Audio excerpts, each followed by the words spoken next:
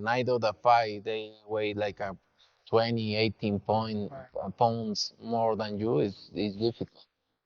It's more difficult, but my power is there. If you hear the punches, my power is different. Yeah. Going up two weight classes, really like three.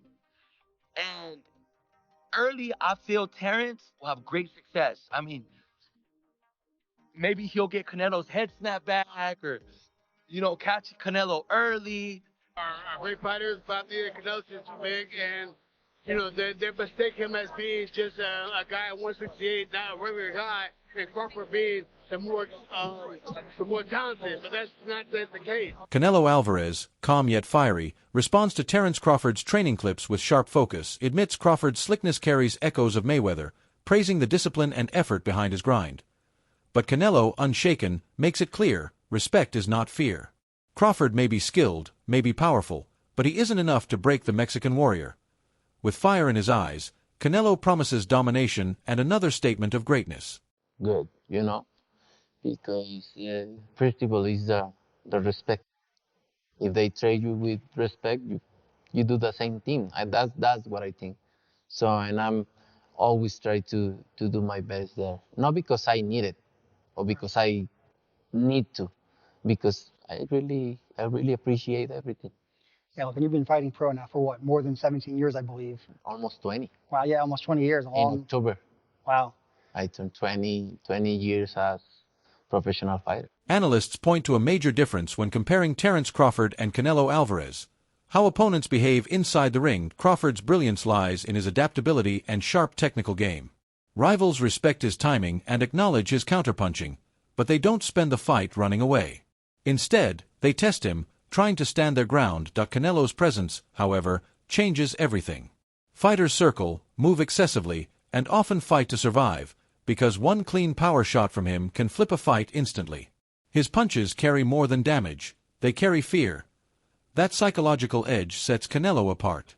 Even before the opening bell, his reputation dictates how opponents fight. Crawford thrives on engagement and adjustments. Canelo thrives on pressure and breaking will. It's this contrast that makes a showdown between them a battle of styles. Fear versus fire. I ain't even seen Gamboa run from Terence. As a matter of fact, I ain't even seen Coastal run from Terence. We ain't seen Majormov in his last fight run from Terence Crawford. But we do see people running away from Canelo Alvarez. People not trying to commit to Canelo Alvarez. We've seen it with William Skull. Dude was just as cut up as anybody in the sport of boxing. Never ever was running. The Cuban running. We already know that the Cuban school, man, they highly respected in the sport of boxing. He was running. Jamel Charlo, Iron Man Charlo. I ain't gonna say he wasn't running, but he wasn't committed. He wasn't committed the way that he was committed in the 154-pound division when he was knocking everybody else to get his titles, right? It was very uncharacteristic from Iron Man Jamel Charlo with knockout artists, right? Even, I'm gonna tell you like this, even Dimitri Bivol was going at it with Canelo Alvarez. 1-2, but he was jumping right back out. Jumping right back out. He beat him in the style that Dimitri Bivol beat him. But it's not like he went out there and had that killer instinct and go for the gusto and stuff like that with Canelo Alvarez. He wasn't just trying to go out there and get him. He was jump back out, jump back out, jump back out. Hold on, I don't want to stay in the danger zone, right? Even though that he beat Canelo Alvarez, but you understand what I'm trying to say. Edgar Berlanga. We see Edgar Berlanga using his footwork. We see Edgar Berlanga using his footwork and stuff like that, right? He's a good account of himself, but he didn't commit that the way he was committing versus Montequilla and all his opponents. Because Canelo Alvarez is different. Canelo Alvarez is dangerous. And I've been hearing, of course, a lot of people saying that Bud Crawford is dangerous, but ain't nobody. I never saw nobody that fought Terence Bud Crawford had fear in their heart, fear in their eyes. Even when they was getting beat down from Terence Bud Crawford, they still stuck to Terence Bud Crawford.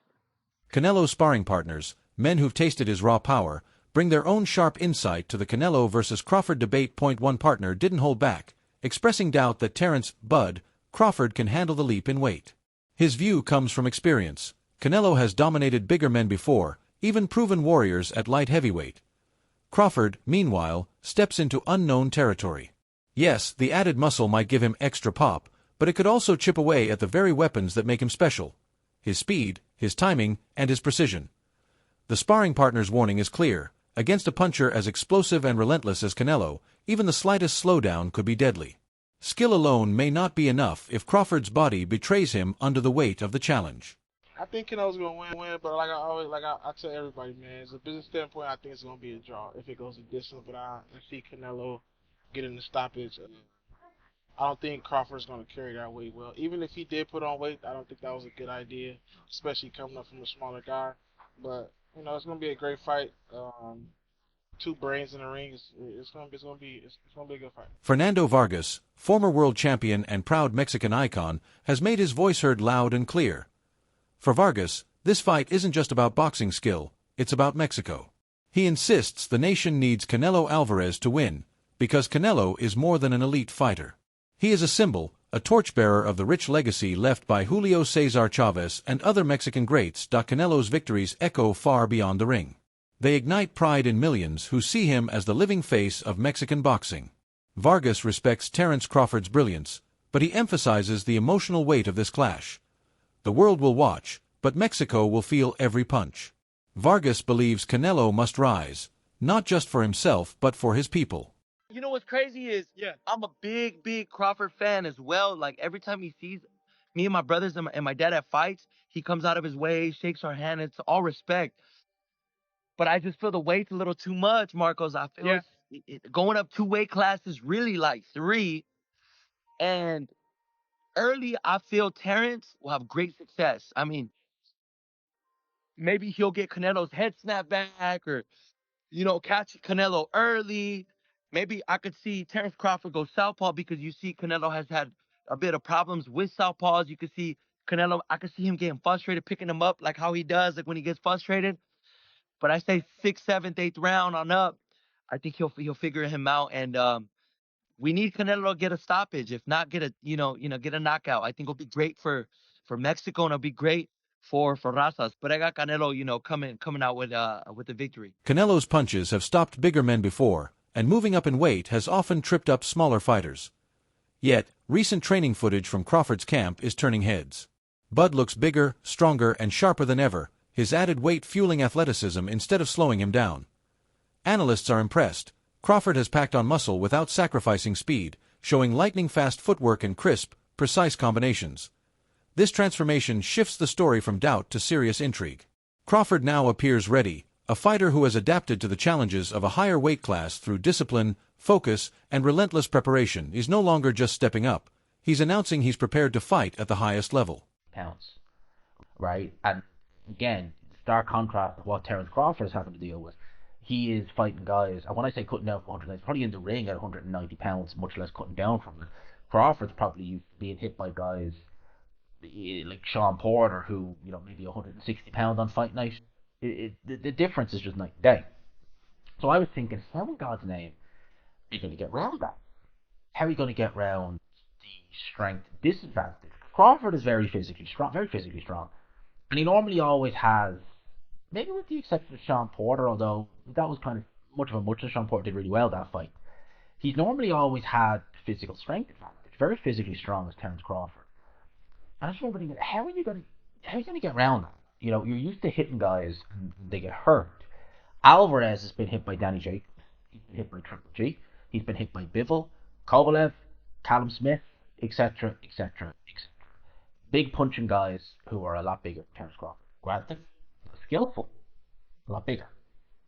So again, I'm thinking, how are you going to get around this? Well, Crawford's released a couple of training clips, and in those training clips, yikes, he's looking good for one. He's looking a lot better than Canelo was looking in some of his training clips. But again, you can't read a great deal into those training clips because, again, Alvarez is clearly holding back. People say, oh, he looked terrible. Well, you can kind of tell he's not going full tilt. You can kind of tell that. So what does that tell you? How many times have we seen guys look good on the pad, and then on fight night they've nothing left? I distinctly remember Alexander Pavek in the run-up to the second Dylan White fight. in an open workout. Former world champion Amir Khan, who faced both Canelo Alvarez and Terence Crawford, shared sharp insight. He called Canelo a beast, praising his raw strength, resilience, and devastating counters. Having felt Alvarez's power firsthand in 2016, Khan knows the danger. He respects Crawford's skill too, but insists Canelo's size and dominance create a unique edge, a threat no elite fighter can ignore. Fans worry the fight could mirror Mayweather-Pacquiao, cautious, tactical, and lacking fireworks. Both men might hold back, aware of the other's strengths. Analysts warn Crawford must stick and move, while Canelo thrives on pressure and one-punch power. Durability, composure, and elite experience matter as much as skill at this level. Shaquille O'Neal called Crawford possibly the best of his generation, praising his timing, precision, and adaptability, qualities that could challenge Canelo. Yet, legends like Shane Mosley emphasize Canelo's size, defense, and ring IQ give him an edge.